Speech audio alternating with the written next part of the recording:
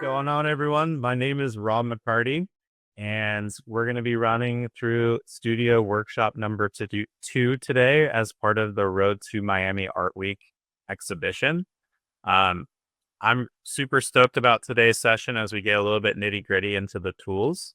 But yeah, real quick, I'll be running through a little bit about the exhibition, and I know Sven, you're maybe not feeling too hot right now, but would you like to say just a couple words about what's coming up in Miami, or any anything you'd like to share? Oh, what's in Miami? We are working on the uh sorry, my words, my brain is very soft because of my flu. So, but no problem about that. It happens. Um, yeah, we're working on the for bringing up the artist with the open call. I don't know if we're gonna do it today, the announcement or whatever. And me personally, I'm working on our balanceforces.com website, as I promised in our DM group on X, that I'm building up individual accounts for each artist to represent them a little bit closer or more detailed, and on what exhibition they participated, like Port Moody and the New York exhibitions, and yeah, and the next steps are Miami. Awesome. Thank you, Sven. And Sven's one of the collaborators. So Balance Forces came together as a collaboration between creators from just completely different walks of life. So us over at illust, we're the AR creator software, creator tools. Sven runs this organization called 23 Artist Collective. And yeah, shout out to your last drop, Sven, on objects that just really crushed expectations, and yeah, delivered a good value for all the creators involved. And then we have JBR, who's not here right now, I don't believe. She's probably on a flight right now out to the AI Film Festival that's going on in Phoenix, by which after this call, I'll be driving out to Phoenix from LA. So, and we're going to be supporting that. But yeah, and then Crystal, who came from the Public Arts Department of Port Moody, British Columbia. So we all saw this idea to be able to use AR as a storytelling medium, to provide artwork in locations and locales that we may have not been to, but we can do that with AR and be able to provide an exhibition, an art walk for folks to be able to engage in global issues and stories from people around the world. So over the last couple of events, we've had over 200,000 social engagements. We've had thousands of location visits. Maybe some of the folks here what's the one in New York. Yeah, we've had just an incredible time working with folks from just really across all spectrums. So Balance Force is a really apt name. And so we're doing a lot of this workshops and a lot of these sessions as we're preparing for Miami and our collaboration with Bitpuzzle at Miami. So that's going to be taking place December 4th, November 26th. We're going to be doing the close of the open call. So we still have about 4 weeks or so to submit artwork, 5 weeks or so. And that open call will be we'll be launching it and broadcasting that through our school community group. So you'll be able to check it out. But today we got a pretty good, it's a pretty, maybe a little bit dense, but I think it'll be really rewarding session. But today we're going to be going deeper into the material editor, illust material editor. And our intention by the end of this workshop is you should be able to customize your own pair of sneakers using our studio and be able to deploy them into AR. So that will actually be what the assignment is for this week. Yeah, last week as a recap, we went into just kind of the basics of the studio, uploading content, geofencing, messing around with like world transformations, like scale, rotation, position, played around with the lighting and shadows. And today we're going to be doing quite a bit we're going to go to the material editor. We'll be talking about video materials and streaming video textures. We'll actually show the process of using Mux, which is a third-party system for us to be able to stream videos into the studio. We'll be doing we'll be talking about animations and then also how to hyperlink to your experiences in the studio. So yeah, pretty busy one today. But nonetheless, yeah, let's go ahead and get into it. So we'll start off with just some of the basics. So with the material editor, what we're working on is a 3D object. So this is the interface that will pull up when you upload a GLB, which is the key file type for our experiences in the studio. And so we kind of have this little UI that pulls up for the material editor, where you have different channels that you can be able to edit, different material channels you can edit.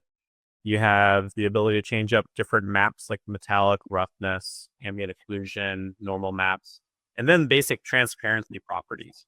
And all of that you'll see will be reflected or not reflected, for choice words, in the actual experience.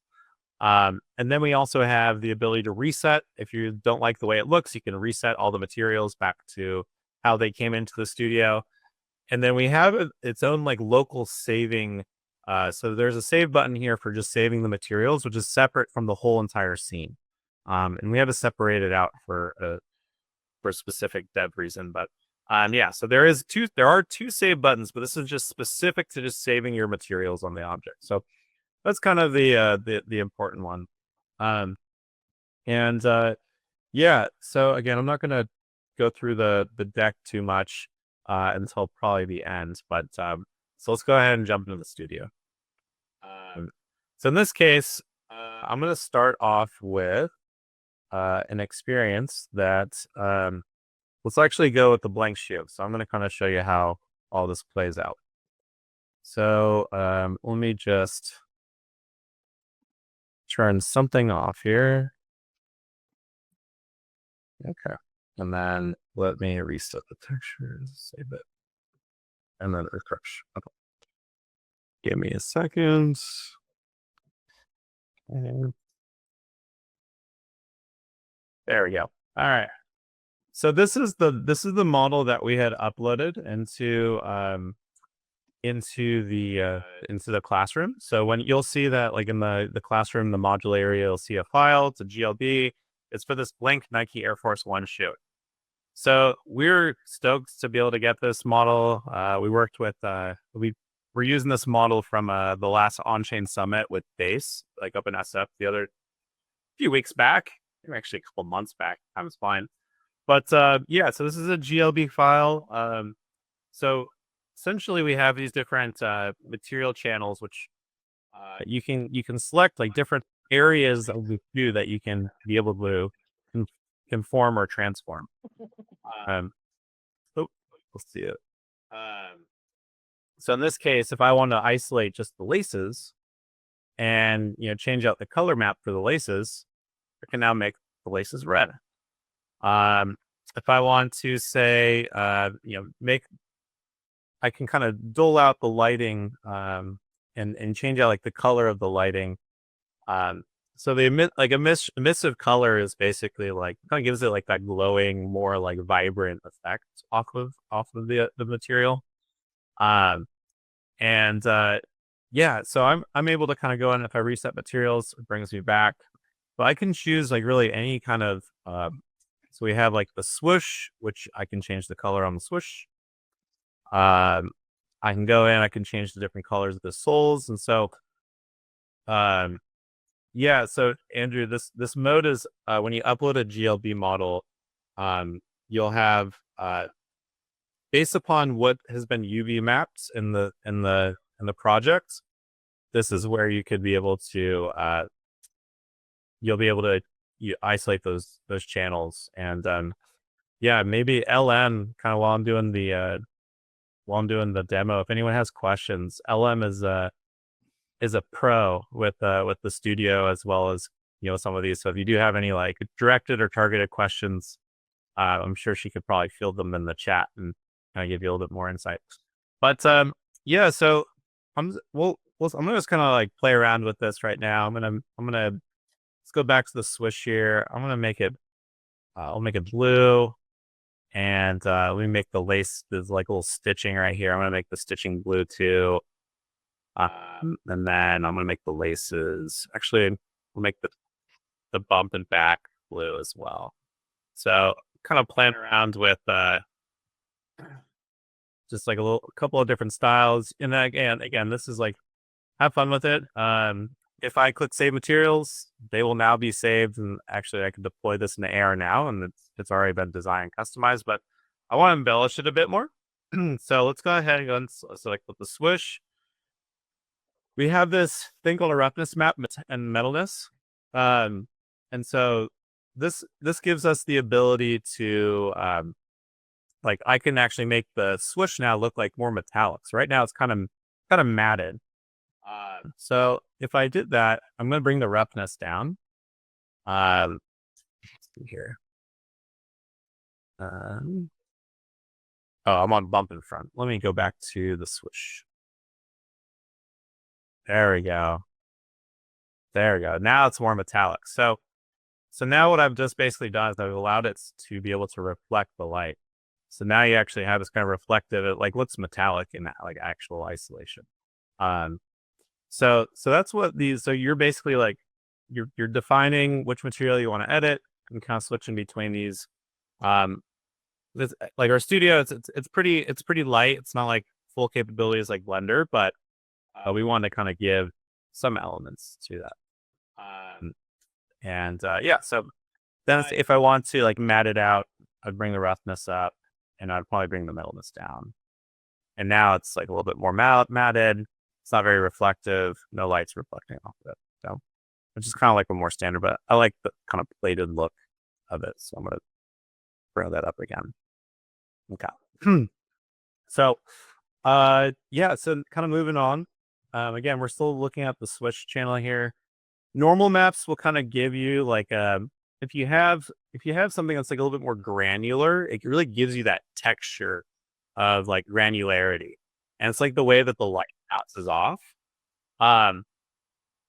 For this, I don't necessarily have an example for this specific model, but if you are accustomed to 3D workflows, you can upload a normal map and you can be able to kind of provide that look of texture to the surface.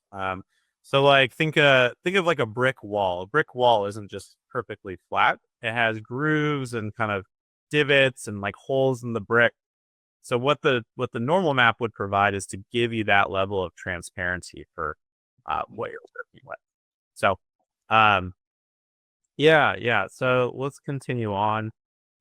Transparency. This is what it says. What we're gonna do is we're gonna give this a little bit of opacity. So if I click the button here, I can now make the Nike swoosh logo. I can make it more disappear. So if I want to, it's a fully off the shoe. So this is really good for I've seen experiences where you want to have opacity, you want to kind of give the illusion that like whether it be like a ghost or if it's like I saw there was a really great use case. Who was it in the New York exhibition? I saw it was Kush had a really cool piece logo that was inside of a semi-transparent box. Yeah, so I'm gonna go ahead and save the materials again. And with blend modes, you can kind of how the light reflects off of it in relationship to the object. And then there's also some more complex transparencies, which is like index of refraction and like transmission, which basically means like, for example, if you're shining light through like a window, like how much of the light is bounced off versus how much of it goes through. And each one has like a number, like one's like 1.4 or like a bottle is X amount. So it really gives you the physics of, so if you knew exactly like what your index of refraction were for the material, you could actually approximate what it really looks like in the physical world. So that's what that index of refraction is. But that's basically like some of like kind of the key ideas with the studio, at least as we have it right now. And we're adding features in all the time. But what I want to share with you all is also kind of taking it to the next level is we can also do like video textures. Um, so with the video textures, we so let me pick an area of the sneaker that I want to actually project onto. Um, so I think yeah, we'll do like the whole sneak. Um, okay. So let's see here. So in order to do a video texture, that's gonna be we're gonna pick the actual material that we want to project onto, which I just kind of showed you. This red is affiliated with the sneaker material. And now I'm gonna go into the video effects module. And under the video effects module, we have a couple different things you can do with the um with the hologram. So we can set up holograms.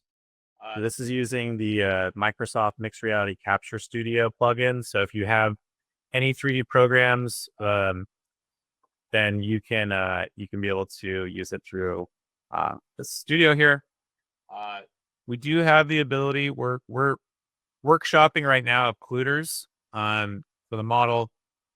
So you can they should work decently. But yeah, you can turn any material into an occluder. So you can essentially kind of give more of that perspective in a scene and kind of drop it out, drop shadow it, or drop out the depth.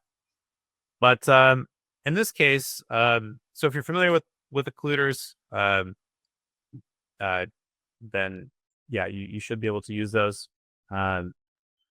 Video materials is what this is. So I'm going to select the material, which is called sneaker.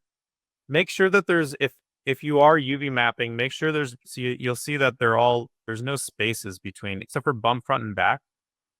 Bump front and back, I actually wouldn't be able to apply a video to because there's spaces in like the actual naming convention of it. So it's required that there's no spaces in this case on the name of the material. So I'm going to use sneaker. And now what I'm going to do is I'm going to upload. I can upload a video locally or I can stream it in. Mux works with this feature, which is pretty cool. So you can stream in a video texture. In this case, my elbow just hit the space bar. So apologies for that one. I have one that's already kind of pre set up that we'll use for this one.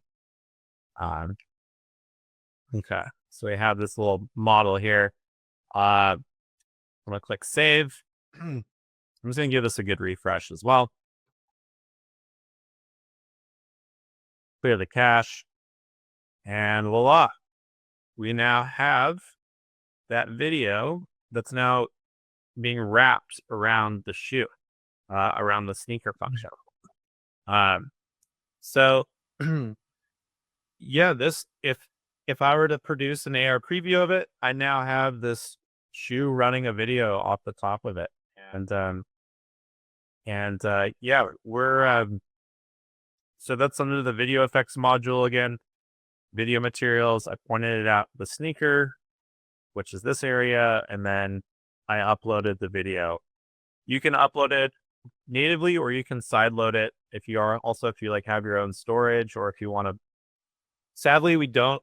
Well, it's sadly, but it's also for like IP reasons. We're not streaming from YouTube quite yet because we want you to be the owner of the video. But there are some ideas of like maybe there's a way that we can let people know that the video is being streamed. Gets a little dicey if you're like minting a YouTube video on a video material, or a video material that you're using is not your own property. So just want to kind of think through that one. No, not Vimeo either. What we do have, and I'm going to show you the next step of this process, which is Mux. So there's also some other settings here. You can upload multiple video textures in the same scene. There's a couple experiences we've done where we have multiple videos you're kind of walking through and it's layered. Um, but yeah, then we are working on the blend overlay mode. So blend overlay kind of creates like a still over the AR camera. Don't worry about these features for now. We are kind of workshopping them a bit more. Because what we want to do is we want to make sure that the AR scene is renderable. Because as soon as you start stacking a bunch of these different videos into the AR scene, it now makes it pretty heavy. Like the size of the actual scene that has to run on your phone. And since you're also running the math and the computations of like, here's the light and here's the computer vision and here's all these different elements that makes the AR scene, you always want to try and err on the side of being lighter than heavier so that you have a good user experience. And it doesn't crash the phone. Yeah, so that is on like the 3D side of our material editor, video texture, or one element of video materials. But now let's go ahead and we're now going to create a new piece, and we're going to use mux. So this is going to be the next part of the. And so what mux is basically a way for developers or creators to be able to stream video, and they do it in a really easy way. I'm gonna go ahead and log in real quick. It's a free account. You get pretty much endless amounts of time and visits to any of these feeds. So it's quite impressive what this tool is. That's why we chose them, because it doesn't cost you anything to be able to use it, and it doesn't go against storage in our system either, because it's being stored on Mux. So yeah, basically, in order for me to upload and so what I'm doing right now, and just to give you some more context, and I apologize. So if you decided, hey, you know what, I don't want to do a 3D model, I actually just wanted to create my own standalone video texture. If you click this button that says streaming texture, we're now going to create the mesh for the object itself so it could run in AR, and then you can project onto that mesh the streaming texture. So in this case, I would say create new asset. I'm going to upload a video, and it could be any file size. So this is how we get around our constraints of 15 megabytes in the AR scene, is by uploading or streaming in through Mux. So you can actually stream in the video texture onto the shoe like I was just doing. But let's just go ahead and download something here. What do we got? Let's just play around with this video. I'm going to upload it. Cool. Start upload. That's basically how you do Mux. Just keep all the presets the same. I just upload the video, click view asset. It now pulls up the video. If I go to asset details, this is like kind of a core piece of information here. So I upload the video. I logged in first, free account, upload the video. I click view asset and I click asset details. There's an ID that says playback ID. So I could just take that ID and then bring it into the studio here. And now I'm able to run this video and stream it into the studio. So this is, again, really important for bigger files, bigger video files.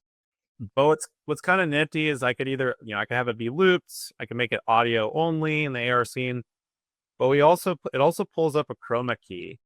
So it's less important with this video. But if I want to kind of key out different elements of the scene, I can do that with the chroma key. So see here if that didn't take. But so, and then in super advanced mode, there we go. Okay. And this is how we have folks that are doing holograms. So we'll share an example of a hologram. Sorry, Tanya, don't blow up your user profile there. But I'm looking at let's see. This was the first inaugural project that kind of kicked off our system for being able to do uh the video textures, because we wanted to create, it was in the pursuit of trying to create a hologram. Mhm. So if I go to streaming texture, you'll now see that if you upload a video of yourself with the green screen, you now have this effect of you being a hologram that you can then deploy into the AR scene. So we've done this for a lot of like curators. Um, so like curators are using this to be able to give walkthroughs of the different art pieces that are in the gallery. They're using this as a way to kind of talk about different experiences and kind of help guide someone through the gallery, which is great for museums or different events, sporting events. There's just a lot of different ways to kind of use the feature to kind of provide more immersion and depth. Um, yeah, um, that's good to know, Tarsila. As far as the video limits, we're we're still on the free plan, and we have over 100 plus, maybe even 1,000. So maybe there's something going on, but we'll chat about it, and I'll share more about it in school as well, about notes. But so there's still the two more pieces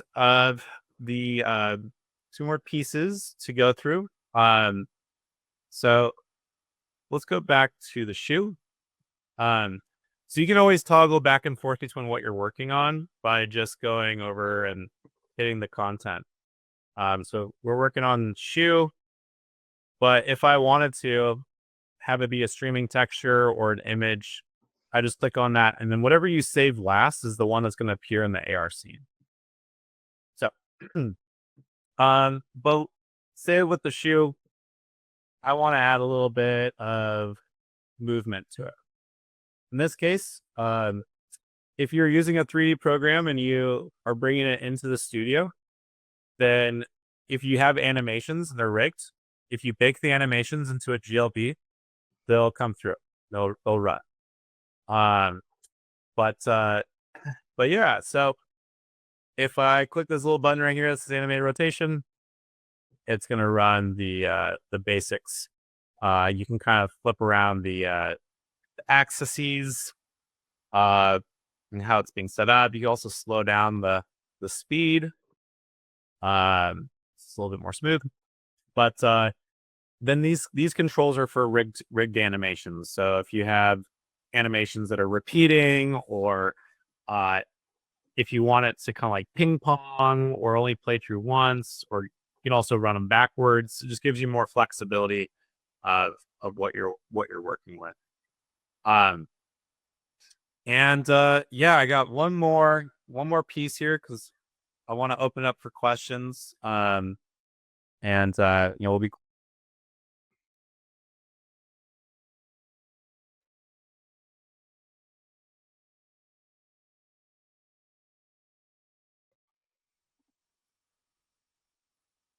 user scaling, rotate, drag. So what that means is that if you wanted to give the person who's experiencing your AR work in the world, if you want to prevent them from being able to say resize the model, or say move the object around, or to like move it around, like rotating it, that's what this is doing. So right now this gives the end, oops, I just turned them off. But right here, this gives the individual the ability to manipulate the art piece on location when they experience it. For most experiences, you'll want that. It provides a little bit more, it's kind of fun for the end users. So they'll be more inclined to try and tee up the best photo for your art piece. Or they'll have like that a little bit more interaction with the underlying experience. So it is best practices to leave that on. But I do have envisioned that we will merge into a world where GPS plus, say, a mesh drawn of the environment where things are actually going to be really persistent. And we won't have to worry about resizing because whatever you place and the size that you place it will be rigid to that location. But we're not quite there in AR land.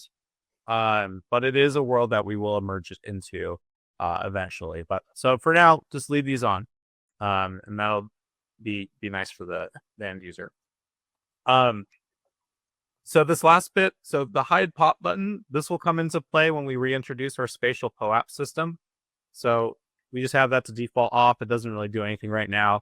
But when we have our spatial POAP set up, you can then be able to turn this on or turn this off to give the end visitor the ability to claim a token off of the location group. But more on that when we reintroduce it back into the system. For right now, we have this hyperlink. So this is where you could add a URL to say, hey, I want to sell my shoe.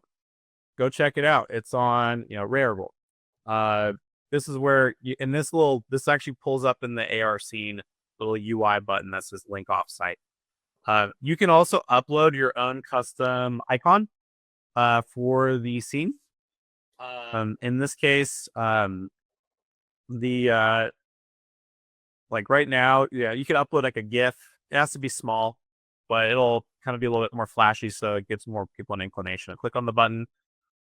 I've had a couple of folks in the past say that the hyperlink button wasn't going to the hyperlink. It was just kind of stuck.